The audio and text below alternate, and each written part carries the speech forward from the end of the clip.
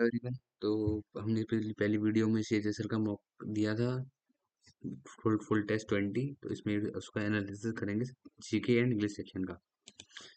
ठीक है, तो चलिए शुरू करते हैं। तो अगर आपने वो मॉक टेस्ट अटेम्प्ट की वीडियो नहीं देखी हो तो आप उसको जाकर देख सकते हैं। ठीक है, सो पहले जीके का कर लेते हैं, इंग्लिश का कर लेते हैं। द नेक्स्ट जनरेशन पहला क्वेश्चन है, the next generation can fly to the moon for their holidays. So इसमें क्या एरर है भाई? इसमें जो सही रहेगा वो ऑप्शन डी रहेगा, will be able to fly. क्यों? क्योंकि इसमें बात चल रही है फ्यूचर के बारे में कि जो आने वाली जनरेशन होगी वो चांद पर जा सकती है अपनी छुट्टियों के लिए। तो विल भी हो सकता है एबल टू फ्लाई, क्योंकि फ्यूचर में हम विल का यूज इस्तेमाल करते हैं। ठीक है, तो ये वाला ठीक रहेगा। तो ये वाला मेरे से गलत चला गया था, मैंने कैन लगा दिया था यहाँ पे। सही है। सो नेक्स्ट क्वेश्चन देखते हैं। Roma has wisdom charm and she has a good sense of humour. So तो यार यहाँ पे देखो, जब तुम्हें सेंटेंस में पहले रोमा की बात करिए, नाउन का नाम बताया है, तो दोबारा हम सी लगाने की जरूरत है ही नहीं। यहाँ पर आप सीधे लगाओ, Roma has wisdom charm and a good sense of humour. And से जब कोई बात स्टार्ट होती है तब हम सीधे लगा देते हैं। ठीक है, हमें दोबारा से प्रोनाउन लिखने की जरूरत नहीं रहती, तो यहाँ शी की नहीं रहेगा, ओनली टू ही सही ऑप्शन। तो ये वाला ठीक था। नेक्स्ट देखते हैं, no sooner had the mister head. तो यार मुझे इस क्वेश्चन में डाउट था, मैं ऑप्शन सी लगाने को था, बट ऑप्शन टू, थ्री और फोर में डाउट था। डिड द भी हो सकता तो इसका सही रहेगा, क्योंकि नो सूनर के साथ देखो इस फॉर्मेट को आप याद रखना, के बाद हेड आता है, उसके बाद सब्जेक्ट, फिर वर्ब की थर्ड फॉर्म। और नो सूनर के साथ हमेशा देन का यूज होता है, इस चीज को जरूर याद से याद रखना। और देन में ये वाला टी एच ए एन वाला होता है, ना कि टी एच ई एन वाला। ई एन वाला देन, इस वाले का यूज मतलब होता है किसी दो चीज को कंपेयर करना। और दूसरे वाले देन का मतलब होता है सीक्वेंस बताना। ठीक है, नेक्स्ट क्वेश्चन देखते हैं। The incriminating documents seized from the culprit were destroyed. Incriminating documents हैं, कल्प्रिट से लिए गए थे एंड डिस्ट्रॉय कर दिए गए थे। तो क्या करे गए थे भाई? सीज्ड क्या करे थे? पास्ट की सेंटेंस है तो पास्ट की वर्ब यूज होगी, तो सीज्ड सही रहेगा। ठीक है, क्योंकि यहाँ पे पास्ट की वर्ब लगाना, वर लगाया वो, इसलिए मैंने सीज लगाया। ठीक है, तो ये तो आसान था। नेक्स्ट देखते हैं। Soldiers are not laying down their arm. तो इसका पैसे में क्या बनेगा? Their arms. Are not present में है तो प्रेजेंट में ही रहेगा, are not being laying down their arm by soldiers. देखो प्रेजेंट कंटिन्यूअस में है, तो ये प्रेजेंट में कंटिन्यूअस में ही रहेगा, और जो है तो बीइंग लग जाएगा प्रेजेंट कंटिन्यूअस में। बीइंग नहीं, बीइंग लगेगा, ऑप्शन थ्री वाला सही है। तो ये इसका फॉर्मेट देख लीजिए आप, यहाँ पे रूल लिखा है नीचे। ठीक है, नेक्स्ट क्वेश्चन देखते हैं। ये वाला क्वेश्चन गलत चला गया था। Ramesh said to me where is the post office. इसका आंसर सही रहता है, Ramesh asked me where the post office was. तो यहाँ पर मैंने डेट वाले में कंफ्यूज हो गया था, क्योंकि जब आप किसी इंटेरोगेटिव में होता है तो डेट हट जाता है, ये एक रूल होता है। तो इसमें मुझे थोड़ा गलत भूल गया था, इसको मैं रिवाइज करने की जरूरत है। ठीक है, नेक्स्ट क्वेश्चन देखते हैं भाई। Foam at the mouth. तो ये एक इडियम है नया। एंड जो भी क्वेश्चन अगर गलत जा रहा हो तो उसको आप, मैं सेव कर लेता हूँ एंड आप उसका स्क्रीनशॉट ले सकते हैं। बरी द हैशे का मतलब होता है भाई, फॉरगेट द क्वारल्स, लड़ाई झगड़े को वापस से भूल जाओ। ठीक है, करेक्टली स्पेल्ड वर्ड हॉरिड वाला सही है, ग्रूम। इसकी यहाँ पे ओ यू की जगह ओ आएगा ऑप्शन टू में, है ना। और फ्रूथियस में होता है, फर्देस्ट होता है, तो उसकी ये वाली स्पेलिंग सही रहेगी, फर्देस्ट। एंड इंप्रेशन की स्पेलिंग ये वाली नहीं होती, ऑप्शन जो लिखी है ये वाली होती है। इंप्रेशन का मतलब होता है आपका ओपिनियन और फीलिंग, जो किसी भी ऑब्जेक्ट या किसी भी पर्सन को लेकर। ठीक है, हॉरिड मतलब होता है बहुत ही डरावना, अनप्लीजेंट। ठीक है, ग्रूम किसे बोलते हैं? ए पर्सन जो कि घोड़ों की देखभाल करता है, उन्हें साफ सफाई करता है, उसको बोलते हैं ग्रूम। ठीक है, और ऐसे ही एक वर्ड होता है ग्लूमी। ग्लूमी का मतलब होता है उदास, सैड, डल, बोरिंग। ठीक है, और फर्देस्ट मतलब होता है कोई काफी चीज दूर है तो उसको बोलेंगे फर्दर। ठीक है, इनकरेक्टली स्पेल्ड वर्ड बताना है तो इसमें प्रेफरेबल की स्पेलिंग गलत है, ए नहीं आएगा, ई आएगा। ठीक है, ये वाली स्पेलिंग सही है। इसका मतलब होता है मोर डिजायरेबल और सुइटेबल। बदल की सही है, रेफर की भी सही है, प्रेफरेंस की भी स्पेलिंग सही है। ठीक है, नेक्स्ट क्वेश्चन देखते हैं। मोलिफाई, मोलिफाई मतलब होता है कि सेटिस्फाई करना, किसी चीज को शांत करना, कम करना। कोई चीज अगर एंग्री में है तो उसको वापस से नॉर्मल लाना। इसकी ट्रिक है मूली खाई भूख गठाई। मूली खाई भूख गठाई। ये मैंने अपनी खुद बनाई थी। आप इसके रिलेट कर सकते हो, किसी व्यक्ति को मान लो कोई काफी ज्यादा एंग्री है, उसको आपने मूली खिलाई, अब उसको गुस्सा शांत हो गया है, अपीज हो गया, पेसिफाई हो गया। ठीक है, एले, काम, सूद, ये सब इसके सिनोनियम है। ठीक है, एंड एजिटेट मतलब किसी को उकसाना, भड़काना, स्टेर अप करना। ठीक है, एजिटेट एग्रावेट करना, प्रोवोक करना। कभी वही मतलब है होता है, वरी मतलब होता है चिंता करना, एंजाइटी, टेंशन लेना। ठीक है, नेक्स्ट क्वेश्चन देखते हैं। सो यार डार्क मोड कर लेते हैं, आंखों में कलर लग रहा है ये वाला कलर। ठीक है, आपकी भी आंखों में कम लगेगा। क्लीमेंट का मतलब होता है मील्ड। क्लीमेंट का मतलब होता है मतलब कोई ज्यादा ऊपर भी नहीं, ज्यादा नीचे भी नहीं, बीच का, माइल्ड।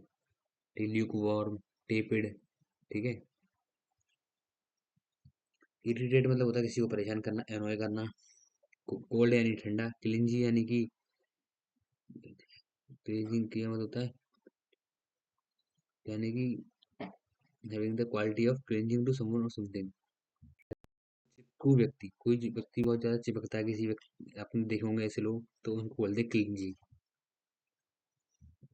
एमनेस्टी मतलब किसी को माफ कर देना, है ना, पार्डन कर देना, ग्रांट कर देना। ठीक है, इसका उल्टा होता है किसी को सजा देना, पनिशमेंट करना।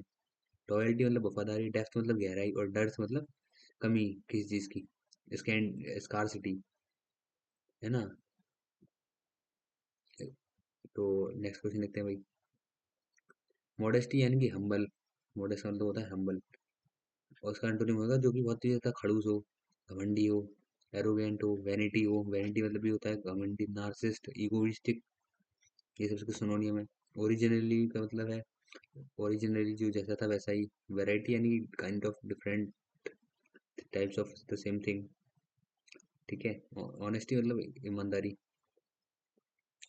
ठीक है, नेक्स्ट क्वेश्चन देखते हैं। One who dies without a will उसको बोलते हैं इंटेस्टेट, जो बिना वसीयत के मर जाए। ठीक है, एफिमिनेट का मतलब होता है, एफिमिनेट यानी कि जो ऐसा व्यक्ति जो थोड़ा रिस्पेक्टफुल हो, स्पेशली टुवर्ड्स अ वुमेन। ठीक है, ऐसा या फिर ऐसा व्यक्ति जिसके अंदर थोड़े फेमिनिस्टिक वाले क्वालिटी, कैरेक्टरिस्टिक्स हों। फ्यूजिटिव यानी भगौड़ा, जो लड़ाई से बीच में भाग के आ जाए। ठीक है, या फिर ऐसा बोल सकते हैं जो कोई चोर पुलिस से भाग के आ जाए जेल में से। हेरेटिक यानी कट्टर व्यक्ति जो कि बहुत ही ज्यादा नैरो माइंडेडनेस हो, शॉर्ट टेम्पर्ड हो, है ना, किसी भी चीज को लेकर बहुत कट्टर हो, कोई ज्यादा लिबरल ना हो, मतलब ऐसा समझ सकते हो आप। ठीक है, नेक्स्ट देखते हैं भाई। ए पर्सन लास्ट परफॉर्मेंस, ये वाला यार क्वेश्चन मुझे डाउट लग रहा था और ये मेरा सही चला गया। काफी देर मैंने इसे सोचा, लगभग देखो 39 सेकंड सोचा। देखो एलिगी तो होती है कि कोई व्यक्ति मर दुखी में गाना गाता है, कोई जो कोई मर जाता है उसके बाद हम जो गाना गाते हैं उसको बोलते हैं एलिगी। मेमोर बोलते हैं किसी की डायरी को। ठीक है, ये अपनी किसी बायोग्राफी के बारे में अपनी बायोग्राफी में से कोई छोटा सा हिस्सा लिख दिया, उसको बोलते हैं मेमोरी। प्रोग्नोसिस होती है जांच, in opinion based on medical experience of the likely developed of illness के, यानी कि अगर कोई व्यक्ति किसी बीमारी से ग्रसित है तो उसकी जांच के बाद जो ओपिनियन आता है उसको बोलते हैं प्रोग्नोसिस। तो स्वान सॉन्ग ये होता है, स्वान सॉन्ग होता है भाई किसी व्यक्ति का लास्ट परफॉर्मेंस, उसकी मरने से पहले जो परफॉर्मेंस होता है। ठीक है, जैसे, ठीक है, तो नेक्स्ट क्वेश्चन देखते हैं भाई। It is extremely important to keep oneself hydrated at all times. Himself नहीं आएगा, देम सेल्फ भी नहीं आएगा, योरसेल्फ भी नहीं, योरसेल्फ देखो आप आपको लग सकता था, बट जब आप किसी अब मैं सेंटेंस अपनी ही बात कर रहे हो कि अपने आप को हाइड्रेट रखना बहुत अच्छी जरूरी चीज है, तो उसमें आप वन सेल्फ लाओगे ना कि योर सेल्फ। योर सेल्फ लगाओगे आप किसी सेकंड पर्सन के लिए, ठीक है। तो यहाँ पे वन सेल्फ आएगा। नेक्स्ट देखते हैं। ये वाला क्वेश्चन गलत गलत चला गया था। But some of us may not be consuming an amount of adequate amount of water. तो इसमें मुझे डाउट आता है मोस्ट ऑफ अस आएगा कि सम ऑफ अस आएगा। देखो 22 सिर्फ 22% जनता का सही हुआ है, बाकी सबका गलत हुआ है। तो सम ऑफ अस आएगा इसमें, क्योंकि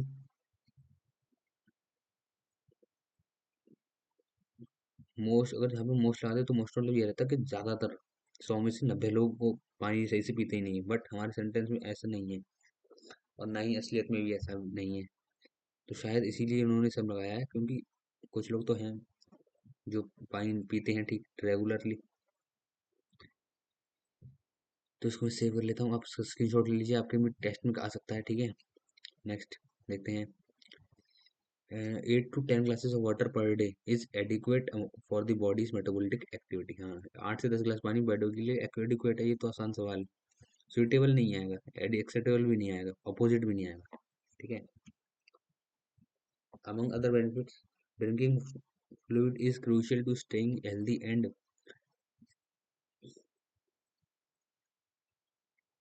ये तो हो गया था, क्रूशियल आएगा इसमें, सही है। And fluid is crucial to staying healthy and maintaining the function of every system in our body।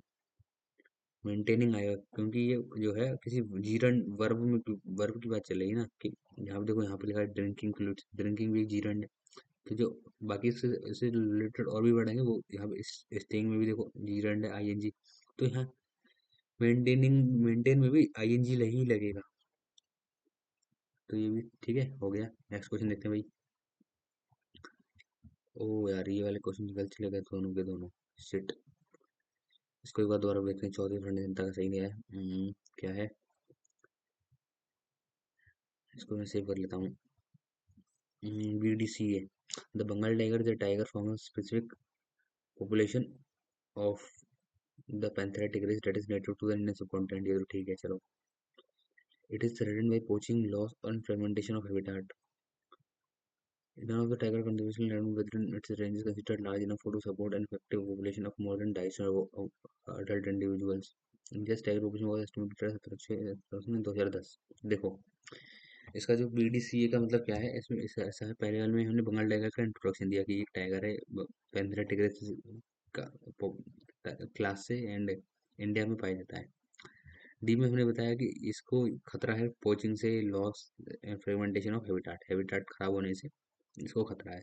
सी में बताया कि ऐसी कोई सी भी टाइगर कंजर्वेशन चीजें वाले नहीं है इसकी रेंज में जो इतने सारे टाइगर को एक साथ सपोर्ट कर सके, पाल सके एक तरीके से, ठीक है। फिर फोर्थ ए में बताया कि इंडिया की टाइगर पॉपुलेशन लगभग 1706 है, तो थी 2010 में। इसमें देख सकते हो आप, हमें बी ने इंट्रोड्यूस किया, डी ने मेंशन बताया, उसको खतरा बताया, सी ने बताया कि हैबिटाट की लिमिटेशन, कि उनके पास इतनी लिमिट नहीं है, उनकी इतनी हैसियत नहीं है कि वो इतने सारे टाइगर्स को पाल पाल सकें, एंड ए ने बताया कि उसका एस्टिमेट बताया क्या होगा जैसे, ठीक है। और हमने जो लगाया था, हमने लगाया था BD से। बी के बाद हमने सीधी पॉपुलेशन बताई, फिर बताया कि इसकी इतनी औकात नहीं है, इसकी वो है। अच्छा, ठीक है, चलो मान लेते हैं इनका, ठीक है। नेक्स्ट क्वेश्चन देखते हैं भाई। ये तो सिर्फ 10% तक कर पाइए भाई, ये क्वेश्चन तो तगड़ा है, इसको जरूर से देखिए आप। क्या है इनका सही वाला, ACDV को पढ़ के देखते हैं। The major reason why India was named golden bird was because of its abundant raw material and availability of precious stones. Okay. फिर see, modern ships sailed as far as Syria, Egypt and Greeks। Okay. On the ground, this ground, the ancient India was a global trade hub. Gold was first found in the lands of India। अच्छा, हम सबको ज्यादातर लग रहा था कि B से start होनी चाहिए, क्योंकि बी से इंट्रोडक्शन दिया गया है गोल्ड का, कि गोल्ड इंडिया में पाया जाता है, बट इन्होंने बी को बिल्कुल लास्ट में रखा है। पहले इन्होंने बताया कि इंडिया को सोने की चिड़िया बोल देते हैं, गोल्डन बर्ड, क्योंकि उसमें बहुत सारे रॉ प्रीशियस स्टोन पाए जाते थे। फिर इन्होंने बताया सी में कि मौर्य के जो शिप थे वो सीरिया, इजिप्ट एंड ग्रीक में जाते थे। फिर डी में बताया उन्होंने कि on this ground ancient India was a global trade hub. India इसकी वजह से ग्लोबली बहुत ज़्यादा ट्रेड करने लगा, हब हब बन गया था। भी में बताया कि गोल्ड सबसे पहले इंडिया में पाया गया। ये आप इसका देख सकते हो, ठीक है भाई। तो चलिए अब नेक्स्ट क्वेश्चन देखते हैं। Rajasthan, despite being a desert state, is home to some beautiful hilly region which are less explored and hence less touristy. Hilly region which is home to some beautiful hilly regions which are less explored. इसमें क्या चाहिए था? हिली regions आना चाहिए था, hilly region नहीं, हिली रीजन्स आना चाहिए था फिर। अच्छा, क्या क्या है?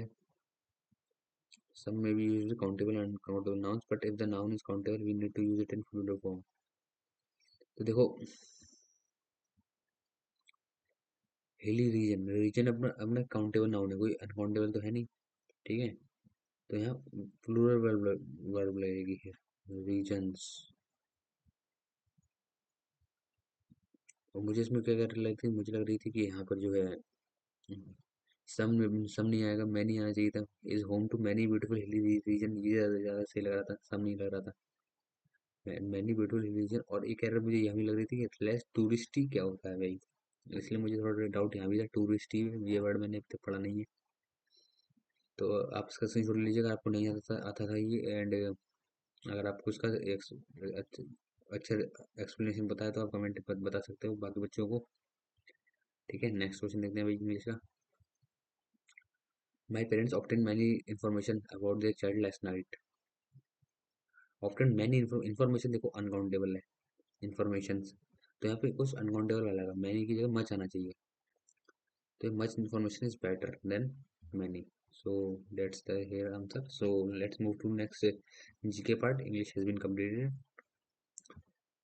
Okay, so first question is, देखो यार जीके अपनी बहुत मस्त गई, मात्र 3 सवाल गलत गए तो छूट गए। पढ़ते हैं सारे क्वेश्चन को। इन विच कंट्री से याला ग्लेशियर है, ये याला ग्लेशियर नेपाल में है, ये वाला मैंने पढ़ा तो था बट भूल गया, रिवाइज नहीं किया था। तो याला ग्लेशियर नेपाल में है, जिसको अभी डेड कर दिया गया है। मेरे को क्यों कर दिया गया? For climate loss, the glacier has lost 60% mass metre. अच्छा, ये इसलिए रेड कर दिया गया क्योंकि एक ग्लेशियर जो है ग्लोबल वार्मिंग की वजह से पिघल गया है पूरा, एंड 66% इसकी जगह जो मास था वो सब बह गया पानी में। एंड अभी इसकी लंबाई सिर्फ 784 मीटर बची है, कभी वो खत्म होने पे आ गया है। चलो भाई इसकी एक बार फोटो देखते हैं, थोड़ा इंटरेस्टिंग लग रहा है यार ग्लेशियर को, देखते हैं जरा।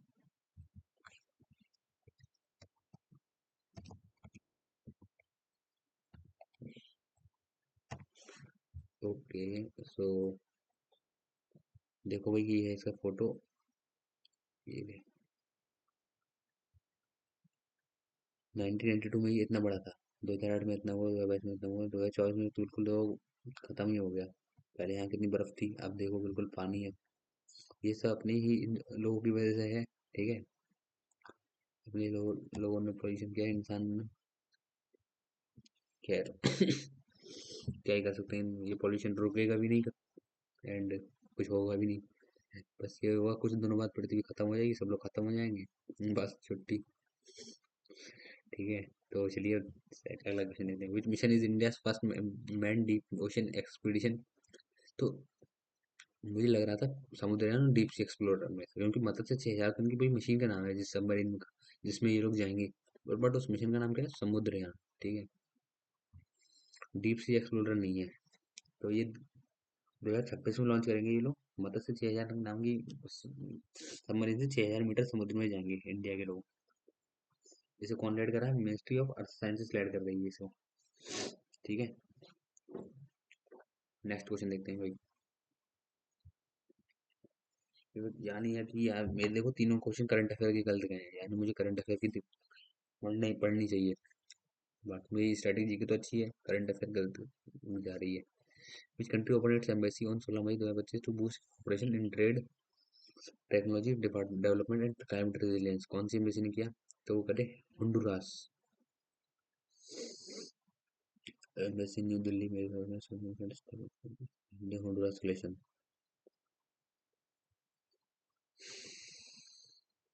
ठीक है, चलो हटाओ इसे। नेक्स्ट क्वेश्चन देखते हैं, विच स्टैंड एट वानखेड़े स्टेडियम में रोहित शर्मा के नाम पे कौन सा स्टैंड रखा गया? तो वो रखा गया दिवेचा पवेलियन लेवल 3। ये तो आसान था। ठीक है, देखो ऑप्शन ए और फोर्थ, फर्स्ट और फोर्थ को तो आप हटा ही सकते थे, क्यों?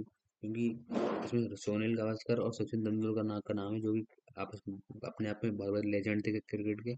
तो रोहित शर्मा अभी इतने बड़े नहीं है कि इनका नाम हटा कर उनकी जगह लगा दिया जाए। ठीक है, तो ये दोनों तो नहीं लगते। अब पैविलियन बी और थ्री में लग रहा था मुझे। ठीक है, तो मैंने थ्री वाला ज्यादा एक्यूरेट समझा। ठीक है, तो नेक्स्ट क्वेश्चन देखते हैं, who one the 2025 CCI billiards,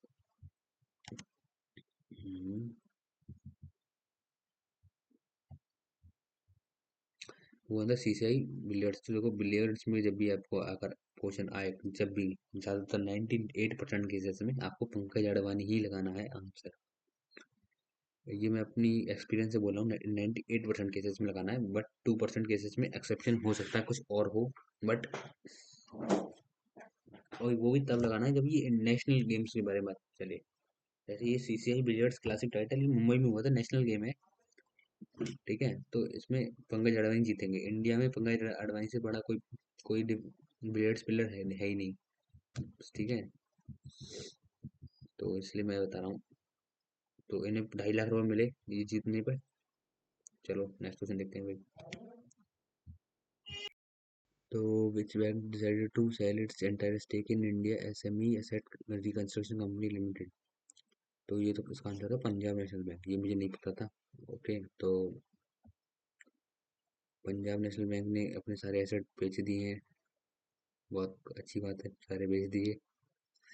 ठीक है, नेक्स्ट क्वेश्चन देखते हैं, who was the president of Muslim league 1906? तो ये तो यार सलीमुल्लाह खान था। सुल्तान महमूद से मोहम्मद शाह, ये तो नहीं बताते। सलीमुल्लाह खान के बारे में बताती।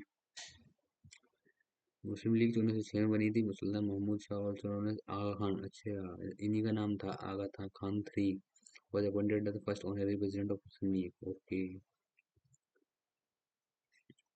तो ये प्रेसिडेंट हुआ, फाउंडर थे सलीमुल्लाह खान और आगा खान इसमें से। ठीक है, ये दोनों तो फाउंडर थे, बाद में प्रेसिडेंट बन गया आगा खान। अच्छा अच्छा, ठीक है ठीक है। नेक्स्ट क्वेश्चन देखते हैं, पाकिस्तान रेजोल्यूशन तो लाहौर में पास किया था इन लोगों ने 23 मार्च 1940 को, जिन्होंने टू नेशन थ्योरी दी थी और कही थी कि हमें पाकिस्तान चाहिए, इंडिया के दो टुकड़े होने चाहिए। कौन, एक तो इधर का वेस्ट वाला होना चाहिए, ठीक है, सिंध बलूचिस्तान वाला, और एक ही असम वाला, असम वेस्ट बंगाल वाला मांगा था उसने, जिन्ना ने। तो ये इधर ये वाला जो हिस्सा था ये ईस्ट पाकिस्तान था, वो वाला वेस्ट पाकिस्तान था। ईस्ट पाकिस्तान को हमने बाद में बांग्लादेश बोल दिया और वेस्ट वाला पाकिस्तान ही रह गया। ठीक है, नेक्स्ट क्वेश्चन देखते हैं, आसान ब्राजील में देखो, हाँ ये तो आसान था, थोड़ा सा इसमें सोचने में टाइम लगा था, बट सही है। देखो ब्राजील में बल पाए जाते हैं कैंपोस। ठीक है, कैडबरी पाई जाती है, कैडबरी मंचूरिया न्यूजीलैंड में पाई जाती है, ठीक है, डाउन्स पाई जाते हैं ऑस्ट्रेलिया में। ठीक है, स्टेपी पाई जाती है नॉर्थ अमेरिका में, एंड पुस्ताज पाई जाते हैं हंगरी में। ठीक है, मंचूरिया पाई जाते हैं तो चीन में, चाइना में, एंड पंपास बेरी बेल्ट्स पाए जाते हैं ऑस्ट्रेलिया में, डाउन्स पाए जाते हैं साउथ अफ्रीका में, है ना। नेक्स्ट क्वेश्चन देखते हैं भाई, ये बहुत ही आसान है, 95%। मोस्ट लिटरेट केरला है, लीस्ट लिटरेट बिहार है, बस हटाओ से। सह्याद्री माउंटेन्स कहाँ से सह्याद्री माउंटेन देखो, पश्चिम घाट पूछा गया, वेस्टर्न घाट ये है दक्षिण गुजरात से लेके केरला तमिलनाडु तक का जो हिस्सा है उसको सह्याद्री घाट बोलते हैं। इसमें बहुत ही ज्यादा एग्रीकल्चर, बहुत ही ज्यादा मतलब फसल नहीं होती है, पेड़ पौधे बहुत है, जंगल ही जंगल है, इसीलिए इसको वेस्टर्न घाट में वर्षा ही बहुत ज्यादा होती है। ठीक है, नेक्स्ट क्वेश्चन देखते हैं, global multi dimensional poverty index कौन नापता है? तो ये तो यूएनडीपी नापती है, आसान क्वेश्चन है, यूएनडीपी नापती है इसको। ठीक है, यूएनडीपी का हेडक्वार्टर कहाँ पर है बताइए? यूनेस्को को इन सब का हेडक्वार्टर आप मुझे कमेंट में बताइए, ठीक है, कहाँ पर है। वीडियो को पॉज कीजिए, लिख लीजिए और बताइए। अब नेक्स्ट क्वेश्चन देखते हैं, which committee was created to provide report on poverty. Poverty पे रिपोर्ट बनाने के लिए कौन सी कमेटी बनाई गई थी? तो सी रंगराजन कमेटी ने गरीबी पे एक रिपोर्ट बनाई थी। इन्होंने बताई थी मिनिमम पर कैपिटा इनकम कितनी होती है गांव में और कितनी होती है शहर में। तो इन्हें बताई थी कि एक्सपेंडिचर रुपीज 1400 इन्होंने बताई। अच्छा, रंगराजन कमेटी ने देखो एक्सपेंडिचर की बेसिस पे बनाई थी, मंथली पर कैपिटा एक्सपेंडिचर के। महीने में अगर कोई व्यक्ति 1407 रुपये खर्च कर रहा है तो वो अमीर व्यक्ति है, या फिर इससे ज्यादा वो खर्च कर रहा है तो भी अमीर व्यक्ति है। बट अगर गाँव में 972 रुपये, ठीक है, बैटरी चार्जिंग बुला देता हूँ उसको। और गाँव में बताई थी 972 रुपये। अब नरसिम्हा कमेटी ने क्या बताई थी? Narasimham committee was establish to examine India banking sector के लिए थी। इन्होंने बैंकिंग सेक्टर में सुधार किए थे 1991 में, इकोनॉमिक लिबरलाइजेशन में की। पीवी नरसिम्हा की थे इसमें शायद। मेहता कमेटी ने भी क्या किया था? ये पंचायती राज से संबंधित थी। पंचायती राज से दो और समिति हैं। एक तो अशोक मेहता कमेटी की बात चली, इसने दो स्तरीय पंचायती राज 2 टायर की बात करी थी। और जो बलवंत राय मेहता थी उसने 3 टायर की बात करी थी। और चोरन कमेटी ने क्या किया था? Objective formulating guidelines for provision and follow-up for bank credit, ensuring proper and user fund for commercial bank। Banking से ही सुधार थी ये भी। कोरेन कमेटी, इसको कोई नहीं जानता, ठीक है। नेक्स्ट देखते हैं भाई। जैसे जीडीपी देखो, जीडीपी होती है फाइनल फिनिश्ड गुड्स, जो कि कितनी किसी इंडिया के बॉर्डर बन रहा है। देखो, अगर एक इंडिया के अंदर जितनी भी कंपनियां हैं, चाहे विदेशी हो चाहे इंडिया खुद की है, वो जितना भी प्रोडक्ट करती हैं, प्रोडक्ट पैसा बनाती हैं, उन सबको जोड़ लिया जाता है तो आ जाता है जीडीपी में। बट जीएनपी में क्या आता है? जीएनपी में आता है इंडिया की, सिर्फ इंडिया की कंपनी देखी जाएंगी। इंडिया के अंदर विदेशी कंपनी को हटा दिया जाएगा। और अगर कोई बाहर विदेश में इंडिया की कंपनी चल रही है, या कोई कोई बंदा इंडिया का नौकरी कर रहा है, उसकी इनकम निकाल के जोड़ ली जाती है। सिर्फ अपने देश के लोगों की ली जाती है जीएनपी में। और जीडीपी में सबकी ली जाती है, चाहे कोई भी हो उस देश के अंदर। ऐसे मैंने कंफ्यूजन को दूर किया था अपनी, ठीक है। तो आप भी ऐसी दूर अपनी कंफ्यूजन को ट्रिक से याद कर सकते हैं, ठीक है। नेक्स्ट क्वेश्चन देखते हैं। देखो, अच्छा, इनकम मेथड जो है ये ठीक है, ठीक है, ठीक है। तो इसके देखो, नेशनल इनकम निकालने के 3 मेथड होते हैं। पहला तो होता है इनकम मेथड, जिसमें हम सारी इनकम को जोड़ लेते हैं।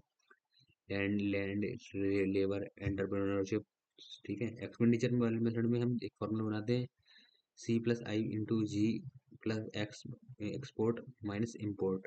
ये चिंगम वाला फॉर्मूला है, उसकी चिंगम नाम से ट्री बनाई है वैसे, ठीक है।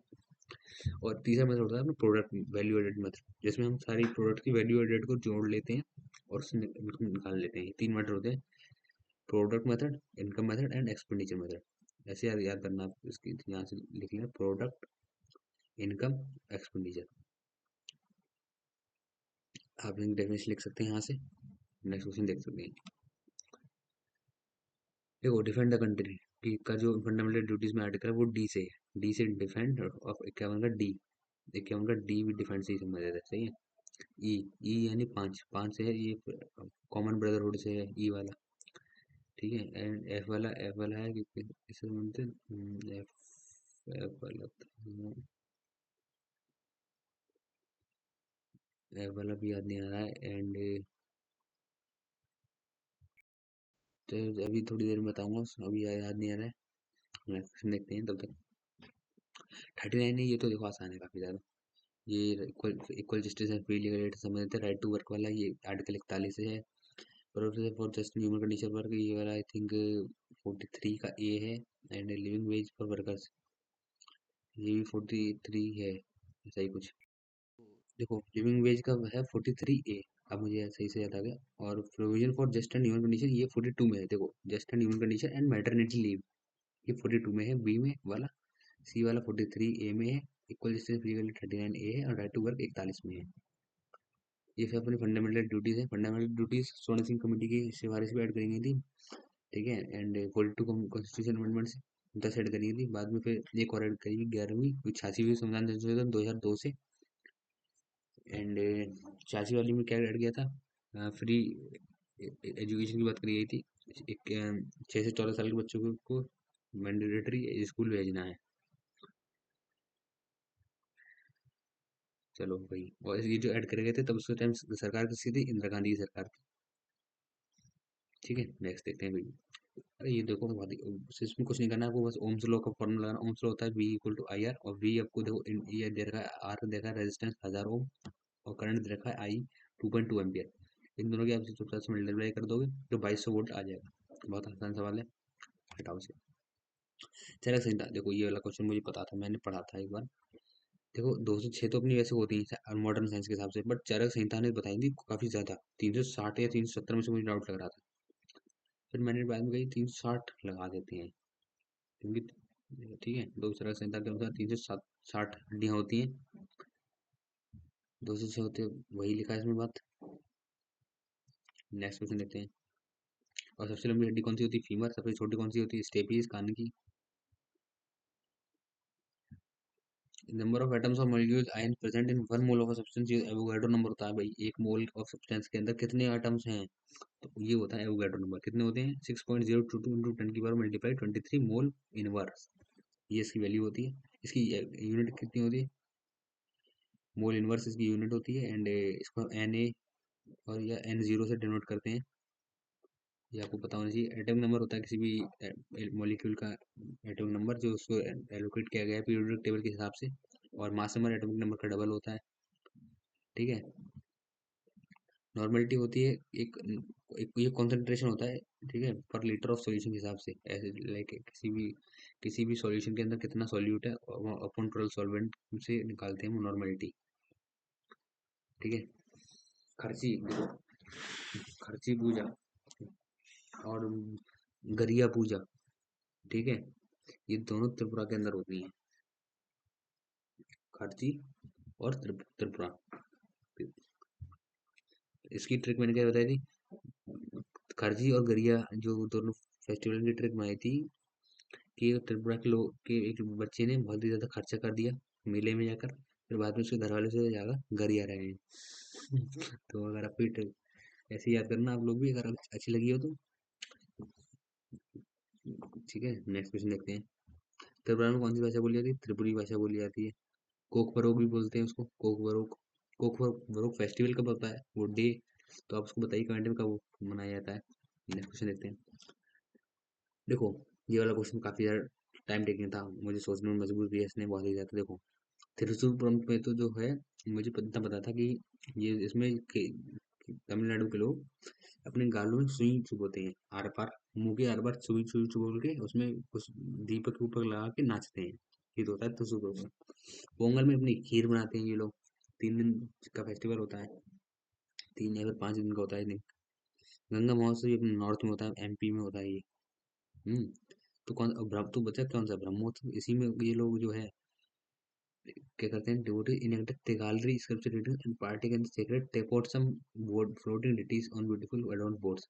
बहुत ही सजी हुई नाव पे अपने भगवान की मूर्ति को बैठा के उसमें नदी में तैराते हैं। तो आप त्रिशूरपुरम को एक बार जरूर से देखना गूगल पर सर्च करके, ये कहाँ पर होता है ब्रह्मोत्सव। ये आंध्र प्रदेश में मनाया जाता है, तिरुमला वेंकटेश्वर टेम्पल के अंदर। ठीक है।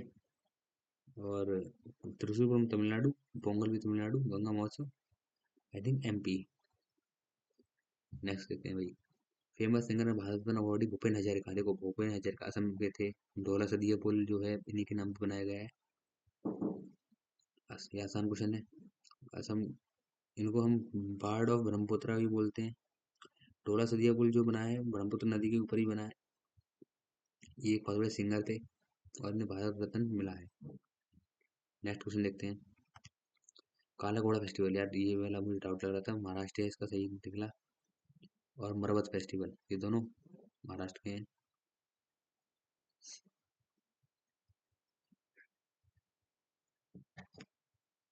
नेक्स्ट क्वेश्चन देखते हैं। बोईता बंदना, ये उड़ीसा का है, आसान है।